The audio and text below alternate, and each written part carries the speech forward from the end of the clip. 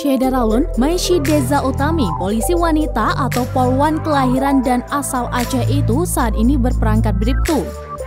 Menariknya, Polwan cantik ini saat ini menjadi salah satu pasukan penjaga perdamaian PBB di Afrika Tengah. Bribtu Maishi pernah mengenyam pendidikan di SMA Negeri 4 Takengon dan pada tahun 2015 ia pernah menjadi duta wisata Kabupaten Aceh Tengah. Menjadi polisi adalah cita-cita Maishi sejak kecil. Orang tuanya pun mendukung sepenuhnya cita-cita tersebut. Dan sekarang ia merasa bangga menjadi bagian dari Peacekeeper Polri. Maishi menyampaikan melalui WhatsApp kepada serambinews.com, menjadi salah satu Peacekeeper Polri adalah salah satu pencapaian terbesarnya selama menjalankan dinas di Kepolisian Republik Indonesia.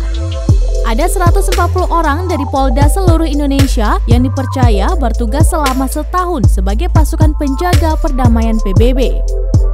Sebanyak 18 diantaranya Polwan, termasuk Bribtu Maishi Deza Utami dari Makobrimob Kelapa II Depok. Saat ini ia telah 8 bulan bertugas di Afrika Tengah, terhitung dari bulan September 2021 hingga Oktober 2022.